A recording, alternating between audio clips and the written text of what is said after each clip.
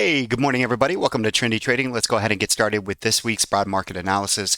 I promise to make this one short and to the point. Again, looking here at Twitter, let's go ahead and cover earnings. My most important names that I'm looking at for this week is going to start off with Delta. I'm definitely interested in airlines and how they're going to perform after this last quarter. And then over here on Friday, we start kicking off banks, and you guys can see that at JP Morgan, Morgan Stanley, Citi, Wells Fargo, US Bancorp, PNC, and so forth. All right. Next thing is going to be the US economic calendar. You can see here Monday, Columbus Day, Tuesday. We have NFIB. Wednesday, we have FOMC minutes coming in at 2 o'clock Eastern time. And again, these are Eastern time here.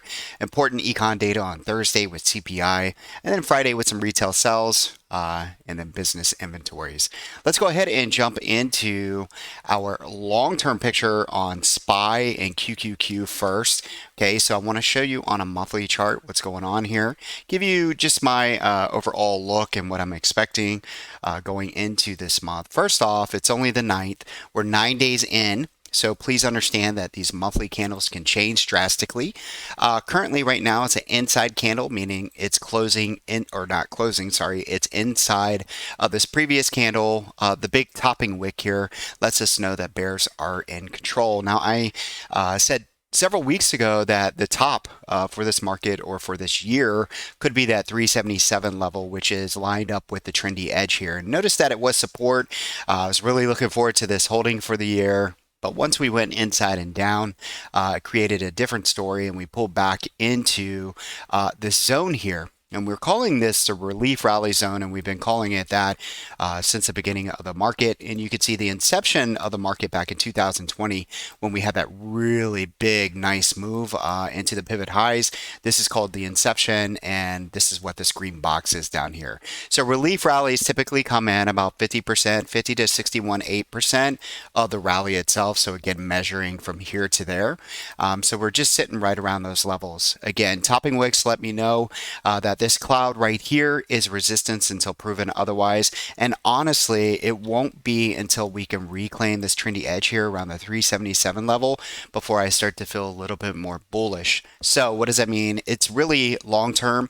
I'd rather wait to see if it can get above there. Short term, sure, I could trade to the upside depending on the intraday bounces and so forth.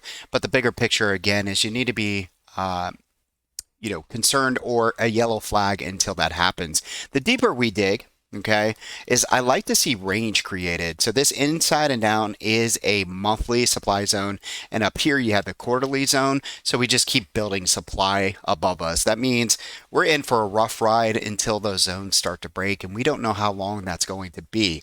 What I do know is that the further that we dip, the more that we set up for a nice playing field going into perhaps next year.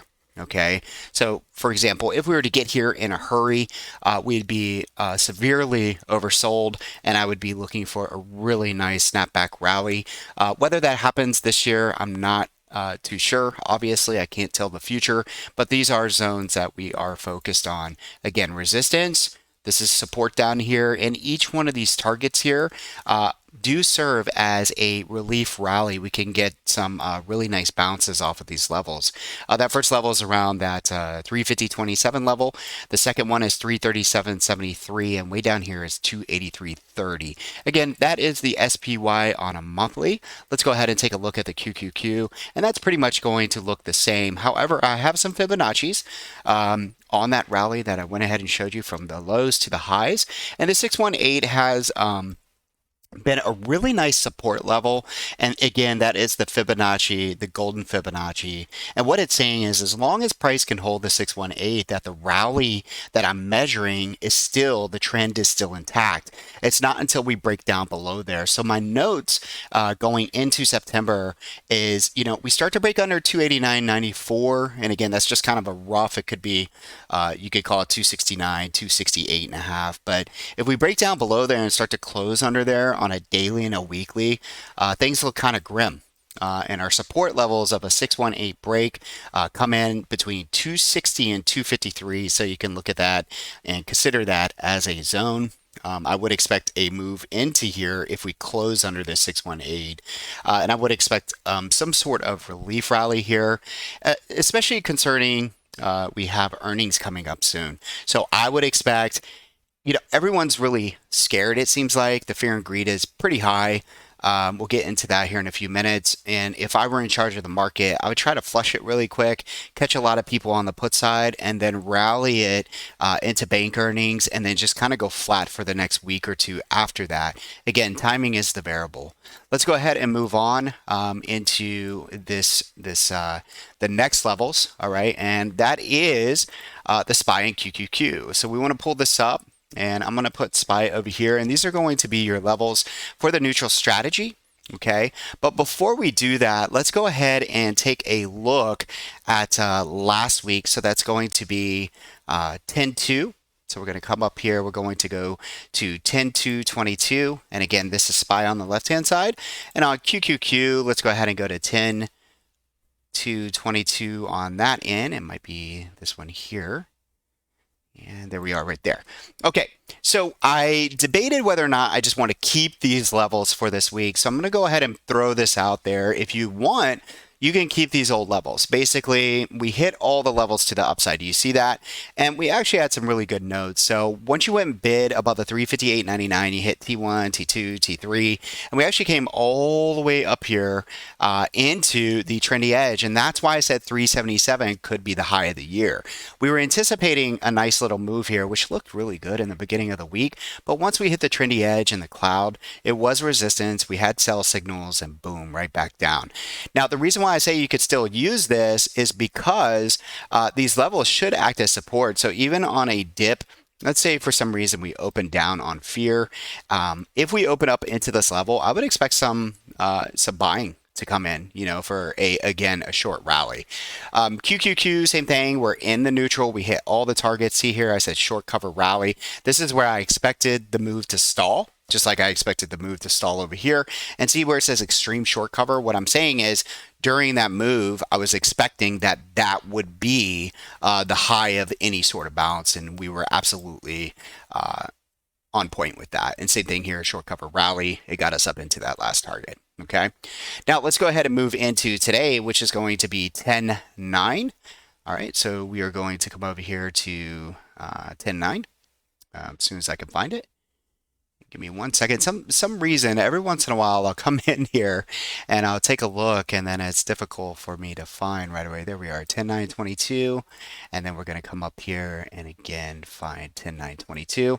And these are our new neutral strategies. So again, I did make new charts. Okay, and these are the numbers, so they will be different than last week's. That's normal, but I do like last week's levels and this week's levels. So just take a snapshot really quick. No reason for me to go over this. If you've never seen this before, please watch my video on how I trade the neutral strategy. It's pretty straightforward. Looking to go long above the green into targets, trim there, pull your stops up, and so forth. Heavier sell pressure is around that 370 level. Heavier sell pressure on the QQQ is around the 276 level. And right underneath here, folks, right underneath here, we have inside and up formations on the 4-hour that could serve as support. So just know that. Very important that you see that. This one's a little bit different. So the inside and up, my approach on these are a tad bit different. The inside and up formation is in the neutral. So please take note.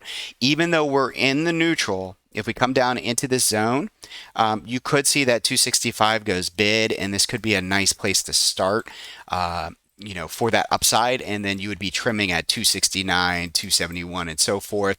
Again, always paying attention to your cloud and price. It's a little extended to the downside. The further that we get away from that EMA, the better chance of a nice rally at support. Same thing over here, except for the inside and up is not in the neutral zone. It's down below. So if you decide to go short at 359, just know that you could probably find support in this zone, and this could be a turnaround relief rally from there. And again, the trajectory down looks It just looks prime for a V-shaped recovery. And if you were to back this up and take a look here, we are simply just in a channel, folks. All right, so we're trading in this channel here. And if I were to do that over here on the Qs, it looks the same. And the idea here is when I'm teaching this is that you want to be looking to go long, okay, on lower of the curve. So the lower end of the curve would be this channel. And you would be looking to go short when you're higher on the curve, okay? And right now we're getting close to the lower end. I don't want to be buying puts if we open up down here. That's just me. Okay. It doesn't mean I won't intraday go short on certain names. But far as this strategy is concerned, I want to see if we bounce from there. The better place to get short is when we bounce into the clouds, whether you're using a 30-minute cloud, a 5-minute cloud, and so forth. When we bounce into the clouds, that's the best place to look to get short, not when we extend ourselves to the downside. Okay. You can see your targets here again. Just take a snapshot of that. And let's go ahead and minimize that. And we're going to come back over here and let's go ahead and concentrate on our next chart. So I went over the SPY monthly, went over the Q monthly, went over the neutral strategy. Let's go ahead and take a look at the dollar really quick. Nothing's changed here. This is your dollar. This is the monthly chart. This is the one that I'm paying attention to. All right. We got a little bit of relief. The market bounced in the beginning of the week. They took a breather. You could see there was a topping wick here. We came down, and when we came down, that allowed the EMA cloud to come up closer. So we're not as extended as we were. But again, I'm still hyper focused on this inside and up formation. This is confluent with the cloud. I would expect at some point when the dollar does roll over that this is the area we'll come back to and we'll get this really nice rally in the market. And again, the top end wick is a bullish sign, meaning that the dollar could pull back. So I would highly concentrate on whether or not that the dollar can bid above 114 this week. If it can't and it starts to roll over, I think we start to see that relief rally. Okay. So again, that's DXY. Let's go ahead and move on to our next chart, which is going to be TNX. Okay, TNX, definitely a yellow flag here. I would even say a red flag. This right here is in going back several weeks. I told you this was resistance. It hit resistance. It pulled back. And just like the dollar, I'd be hyper focused whether or not this is going to push over this yellow line. If we get over that yellow line, we actually build a base there on a 30-minute chart. Look out. Be careful. I'm just saying yellow flag, red flag. Be careful of your treasury pushing up even higher. Now, I did say that we could see upwards towards this 4.5, so please note that. All right. Going into the VIX, so I don't usually pull the VIX up. This is the same chart that we've been using for an entire year. We like to showcase the trendy edges on this as well. We're going to go into a weekly, and I want you to see how well that upper trendy edge worked. This has been resistance, and it's been here for the entire year. And I've made these same comments around it. The trendy edge continues to be resistant. So when everybody's getting really fearful, I'm looking at the VIX, I'm looking at the skew, and I'm looking at the supply and demand levels on these charts that I'm showing you.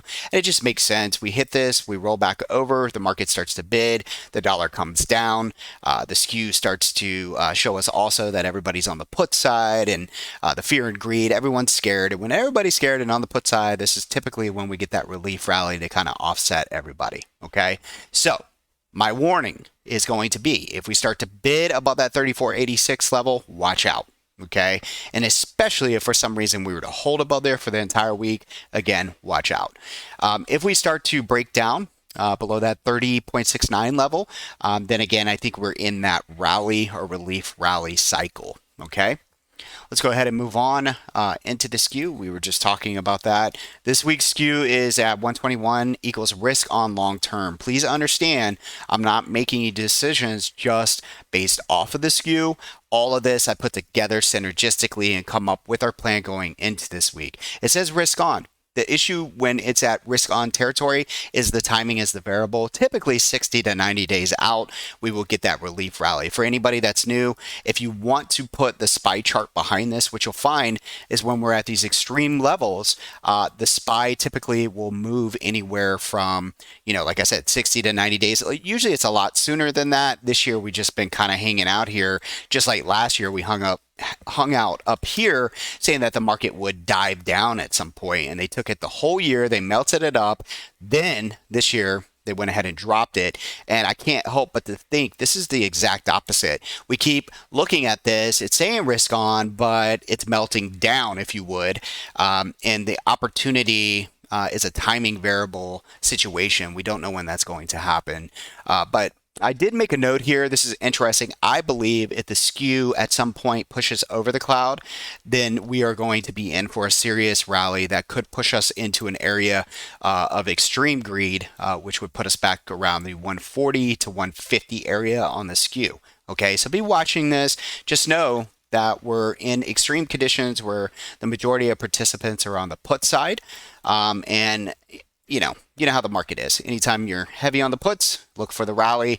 When you're heavy on the call side, we're typically looking for the rug pull. Okay. So again, a lot of things, again, it's a week after week thing.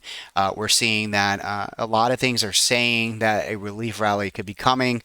But to reiterate, just like last year, we had that same kind of warning, and it never really came for the drop. And so this is just a long time that we're sitting down here. And actually, before we press on, I put this red line on here because looking at past, man, if the skew gets down this low, we get an extreme rally from there.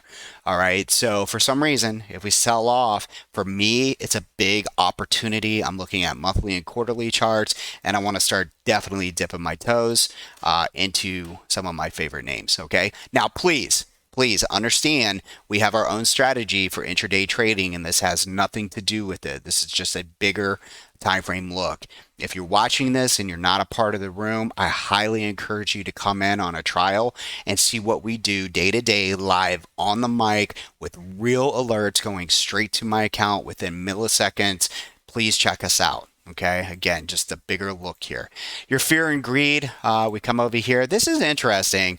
I mean, is this thing broken or what? Last week, it was down here around 14 or 15, and you're telling me that people are less fearful after Friday? I'm not sure that I agree with this information, but that's what's going on there. And you guys can check this out in here and see how they come up with that, okay? So again, this is your overall broad market analysis. Please understand that I have multiple charts for ES, and we'll go over that really fast. Let's go right here. And we're going to go over to ES futures, and I'll just kind of go through these really quick with you guys in case anybody is a futures trader out there. The way that I like to have this on here is weekly, daily, 4 hour, and 5 minute. So this is the picture of the ES futures. And this is how I base my portfolio, or how I trade is off of the ES futures. Inside week, that's your note for the weekly. We have supply up here. We have our resistance now. If for some reason we break above this resistance, I would expect it to sell off. This would be an area where we would expect some resistance. And if I go over to the daily, this is my look, and we do this every week. I give a trigger long, resistance, and a trigger short. So this is what this looks like if we were to sell off into this area. What I want to see on the TTM squeeze is yellow bars on a smaller time frame. So if we come into this area, I go over to the 5 minute, look for the yellow bars, and then I go long above the trigger long. And right here, this is resistance until proven otherwise. And for some reason, we get some super rally all the way up towards the 37.33 by 51 area. I would be careful here. This would be a trigger short if the TTM squeeze is showing dark blue on a smaller time frame. Okay, 4 hour, pretty much the same. This is what it looks like, except I have an over under on a 4 hour. Okay, so the over under just means if we break above here, looking to go long. Each one of these are targets. Trim brings stops up, and down here are targets to the downside if we stay underneath this line here. Okay, 5 minute for my traders in here. You understand how to trade that. We use what's called the pre-market zone, which as a plug, that is available now on Thinkorswim. And also, guys, if you go to my website, the TOS indicators are now available after some updates and making things a lot cleaner. And I'm really excited about that. So again, those are over there and on sale once again, TradingView and Thinkorswim. All right, so that's ES futures. And then if we come over here to Nasdaq, we'll go in the same order here. The weekly, this is what we have going on. And again, Nasdaq right in here on a reclaim could be a trigger long above 11,026, resistance 11, let's see, 11198, and then trigger short around 11,304. Okay, going into the daily, it's going to look exactly the same. I didn't change it, but we have the inside and down formation. This is supply in here. And again, if we dip in here and then reclaim, looking for an opportunity to go long. Again, TTM squeeze, smaller time frame. Look for those yellow bars inside this zone on a reclaim. Then I go long. Up here, for some reason, on the trigger short, it has to be smaller time frame. The TTM squeeze needs to be blue, dark blue. Okay. If you don't have the TTM squeeze, it's free on Thinkorswim. This is the pro version. You can find this over at simplertrading.com where they sell these. But for me personally, again, that's what I look for on the TTM squeeze at my levels. Okay. Over here on the 4-hour, looks exactly the same. Just want to give you a little bit different perspective. We do have an inside and up formation. So once again, if we dip in there and we start to go bid, I like trigger long above that level. Again, smaller time frame, TTM squeeze needs to be showing me yellow bars meaning they're easing up on the selling pressure. Okay. And then when we hit levels to the upside, we're looking for the dark blue, which means easing up on the buying pressure. Okay. So we're losing buying pressure. All right. So if you have any questions, please reach out to me. I really appreciate you guys and your support. Please like this video. Okay. And if you know anybody else that could benefit from the broad market analysis, please let them know about the newsletter and so forth. We really appreciate you. Thank you for your support. Thank you for your time. Have a great Sunday, and I'll be back with you tomorrow.